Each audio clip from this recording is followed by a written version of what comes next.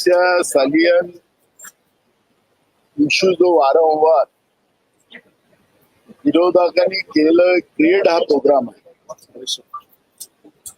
जनतेचे मूळ प्रश्नाला बगल देण्यासाठी सरकार हा प्रयत्न प्रत्येक अधिवेशनात करताना आपण पाहतोय.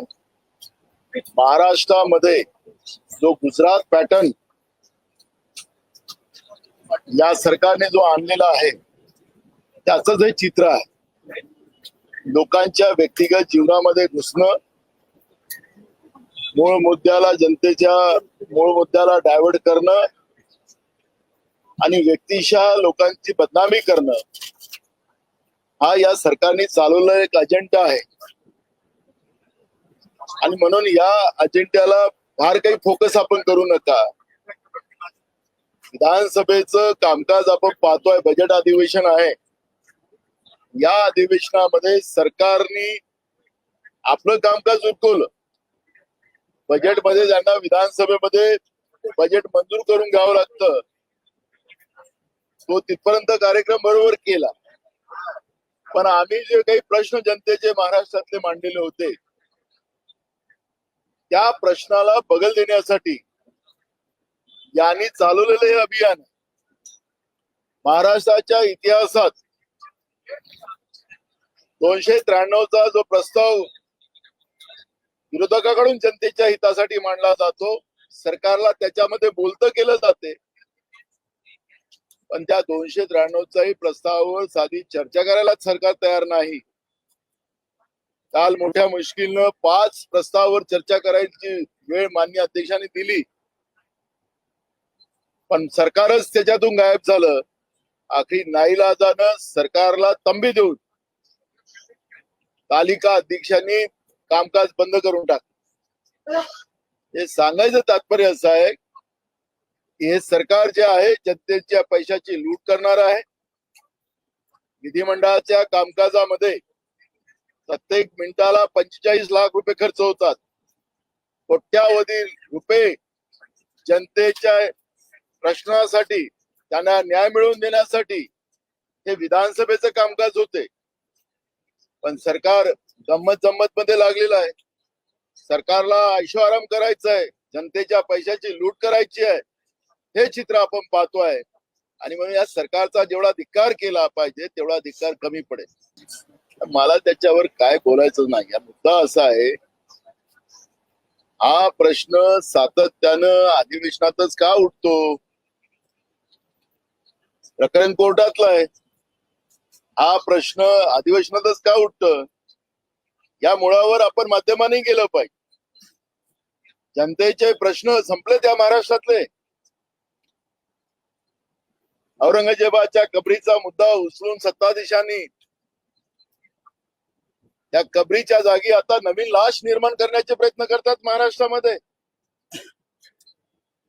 मुर्दे उपजायचे आणि नवीन प्रेत महाराष्ट्रामध्ये तरुणांचे तयार करायचे. हे काय सरकार पाप करताय की नाही हे ते तो स्पष्ट होत आहे ना. त्याच्यामुळे या कोर्टामध्ये असलेल्या प्रकरणामध्ये अक्षय शिंदेचं प्रकरण हे या सरकारला खऱ्या अर्थानं माननीय उच्च न्यायालयाने जे दिशादर्शक जे दिलेलं आहे त्याच्यावरही चर्चा करायला तयार नाही सरकार. सरकारनं हायकोर्टाने त्यांच्या ताशेरे ओढले. तुम्ही फॅक्ट एन्काउंटर केलं, पोलिसांवर अजून गुन्हे दाखल केले नाहीत. का नाही केलेत? कारण की त्यांना वरतून आदेश होते त्या पोलिसांना. त्या पोलिसांना वाचवण्याचं पाप हे सरकार करते आहे.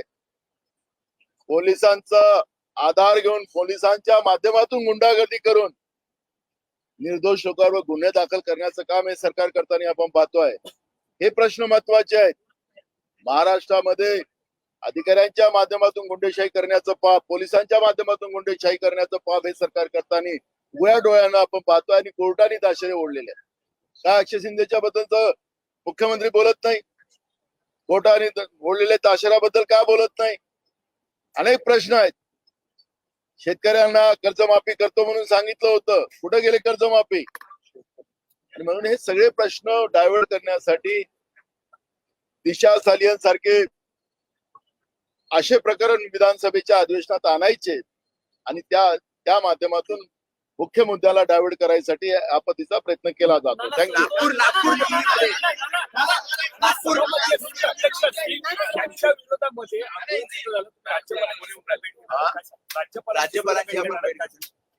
राज्यपालांची आपण भेट घेणार आहात. बघा, महाराष्ट्राच्या विधानसभेत विधान परिषदेमध्ये सरकार विरोधकांना बोलू देत नाही.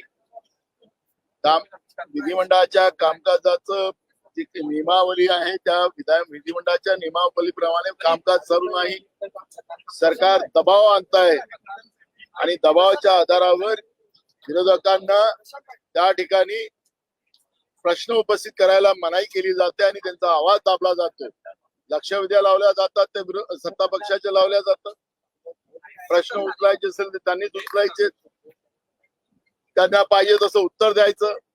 काल विधान परिषदेमध्ये मुख्यमंत्र्यांनी सांगितलं की आता कर्मचाऱ्यांना त्यांना त्यांची भूमिका मांडण्यासाठी सुद्धा आता मनाई केली जाईल, तशा पद्धतीचा कायदा आणला जाईल. काय लोकशाही महाराष्ट्रात संपलेली आहे? काय लोकशाही महाराष्ट्रामध्ये हिटलरशाही सुरू झालेली आहे? हे शाहू फुले आंबेडकरांचं महाराष्ट्र आहे, त्यांच्या विचाराचा महाराष्ट्र आहे. या महाराष्ट्रामध्ये लोकांचा आवाज दाबण्याचा प्रयत्न सरकार करते आहे. त्यांना पाहिजे त्या पद्धतीचे चुकीचे कायदे पाशवी बहुमताच्या आधारावर ते करतात आहेत. हे महत्वाचे प्रश्न आहेत.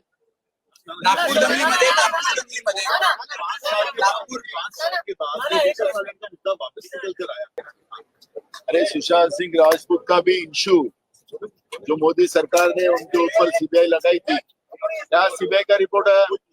बिहार का चुनाव खत्म, सीबीआई बंद. आज राज्य की सरकार हो या मोदी की केंद्र की सरकार हो, ये सत्ता का दुरुपयोग करते हुए आपको देखने मिलता है.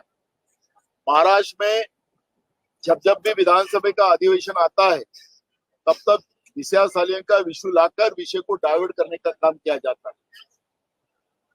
अब मुझे ये सवाल उठाना है कि महाराष्ट्र के सब इशू खत्म हो गए? महाराष्ट्र के किसान सबसे ज्यादा आत्महत्या पूरे देश में कर रहे हैं. किसानों के बारे में क्यों चर्चा नहीं की जाती है? सबसे ज्यादा देश में अगर कौन से राज्य में अगर युवा बेरोजगार है तो महाराष्ट्र में, उसके बारे में चर्चा क्यों नहीं होती? गरीबों के हाल बेहाल है. उनको राशन के दुकान में अनाज मिलता है, वो खाने की योग नहीं, निकृष्ट खाना वहां पे अनाज दिया जाता है, उसके बारे में सरकार बात नहीं करती. सरकार हर जगह फेल हो चुकी है. कानून व्यवस्था पूरी महाराष्ट्र में खत्म हो चुकी है और अपने पाप छुपाने के लिए इस तरह का दिशा सालियन का सब्जेक्ट हर विधानसभा में लाकर इश्यू को डाइवर्ट करने का पाप सरकार कर रही है. और महाराष्ट्र की जनता जानती है कि ये सरकार को जो पाशवी बहुमत मिला है और वो झूठ, वो फरेब से इनको बहुमत मिला है, ईमानदारी से नहीं. जनता ने इनको वोट नहीं दिया है, लेकिन फरेब के वोटों के आधार पर ये अपनी राजनीति रोटियां सेकने का पाप ये सरकार कर रही है. जनता इनको सबक नागपूर दंगलीमध्ये मैं किसी के बारे में बात नहीं करना चाहता. ये हर विधानसभा के सेशन में क्यों प्रश्न उठता है, ये मेरा सबसे बड़ा सवाल है और सरकार इसका जवाब दे. नागपूर दंगलीमध्ये बांगला